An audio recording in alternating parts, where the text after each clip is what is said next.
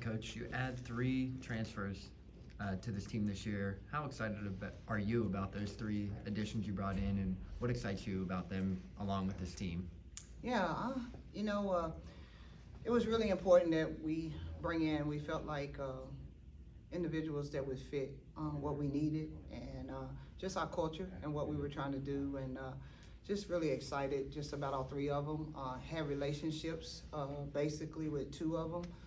Maya recruited her as soon as I got here when she was in high school, and we just had a great relationship, and I think we kind of came in a little, Seton Hall had kind of been recruiting her, and we came in a little bit behind, but I always had that relationship and just watched her play a ton and just knew she was the type of player that I wanted to coach.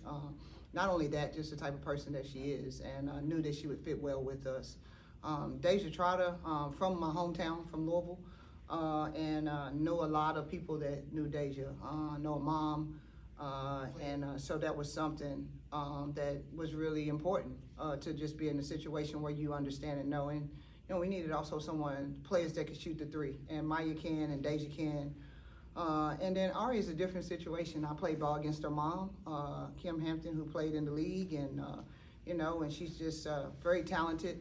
And so we're super excited to have her and bring her in the mix. She was our only freshman because we felt like she would have the opportunity to grow from a lot of the veterans and put her in a position too where she could be able to get some quality minutes as a freshman. 6 days, and Wes was like, man, I wish we had 2 months. Yeah.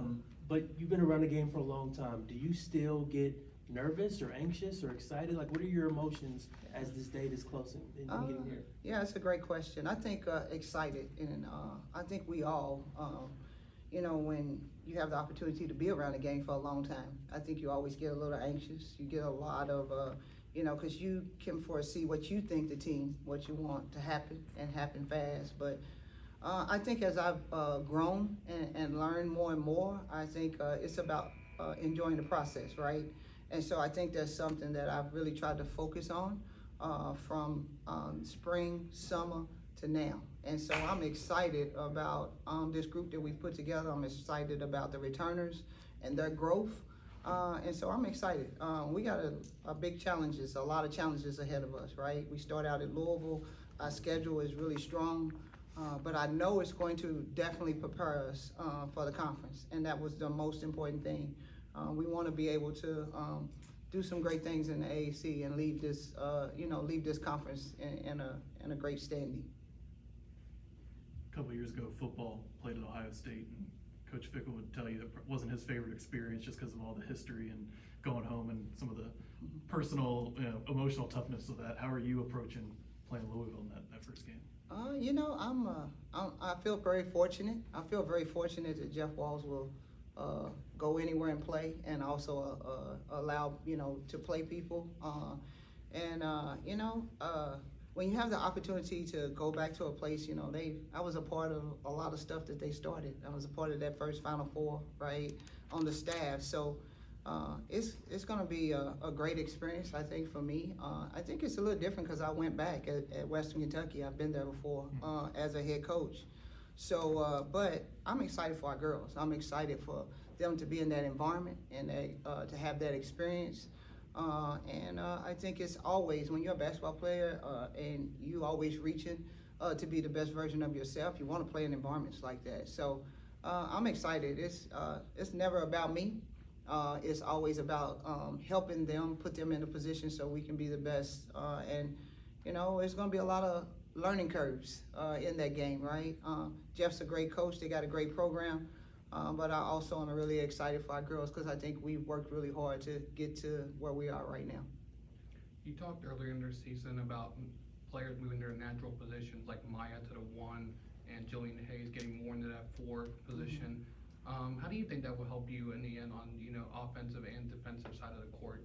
Yeah, I think a lot of our opportunity to be able to play positionless basketball has been something that we're really trying to work toward. I think that's the biggest thing that I love about having Maya. Maya can play, she was at Seton Hall and she played the 2 position. She can shoot it, she can play that point for me, and But we also have other people that can also rotate into that spot too. Ariel is a backup point guard. And with Jillian, I think moving her to that 4 spot has allowed her to expand her game. And, so she'll be playing at the 4, she'll be playing at the 3. But I think she's gotten more comfortable being able to do both. So I'm just excited about the opportunity that we can play that way. But we're trying to, as a coaching staff, just make sure that we're putting them in the best positions and they are prepared and not just throwing them into those positions and it's game time. We're trying to rep those positions and practice them and simulate those things so they can be ready for the game. Is there anybody during this preseason time, these practices, that has kind of popped out to you and maybe had you think, hey, maybe I need to raise my expectations for this particular player? I don't know if anybody has popped out because I've seen the growth of a lot of our returners across the board. What I would say is that my expectation has risen for this whole team.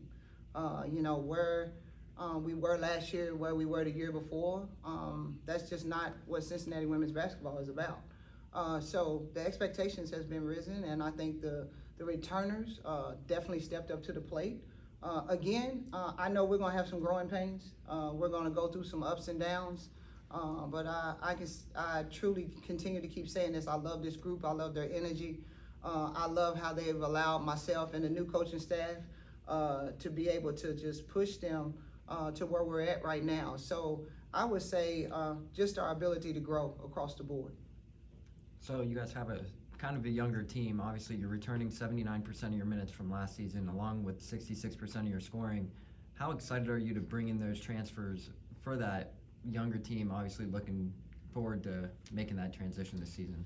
Yeah, I'm really excited. I'm excited to be in a situation where I was just talking to a couple of players earlier, like truly and really we're should be known as a veteran group, right? Because we have some, as you said, some of those returners coming back, and then with the experience of the transfers. And but I also understand and know people are going to be put in different situations than they've ever been in before. So we're gonna have to grow into that. But really excited. I'm just excited that basketball season's here. I'm excited that to have the opportunity to represent the University of Cincinnati as the head coach.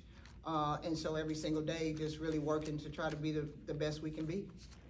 We talked a lot last year about, one quarter, one stretch. It might not even be a full quarter, media timeout to media timeout, where things broke down at times. Mm-hmm. You guys played tough with a lot of really good teams, and you won some really close games. You dropped some really close games, and a lot of times when you lost those games, it was because of that one quarter, that one Mm-hmm. stretch. What's been the biggest point of emphasis to maintain that consistency over that media timeout to media timeout, or over the full quarter, over a whole half? I think that's a great point. I think that comes back to definitely what I was talking about, a veteran group, right? A lot of these returners went through a lot of that, right? So we talked a lot about how we start. That was a lot of our problem last year. We didn't start the way we needed to start. And then being able to maintain, because a lot of times what would happen, we'd come out after halftime, go, third quarter, have a big run, as you said. So really just trying to make sure we went to practicing in quarters. So making sure that everyone could understand the significance of what that looks like, right? How we got to start practice, what that looks like.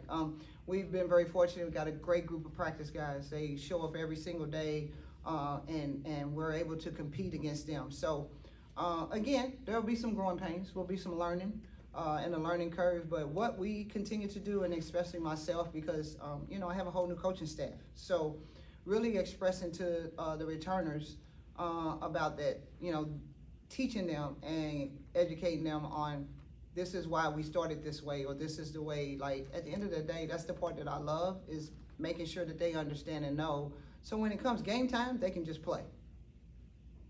As the transfer portal becomes more and more a part of the culture of college sports, what is your philosophy on finding that balance between building your program through prep recruiting and building it that way, but then being able to supplement that by going into the transfer portal? That's a great question. I think a lot of that, I think it's a good example for us this year, right? We still had a couple of scholarships on the table that we left. We only have 13 on the roster right now.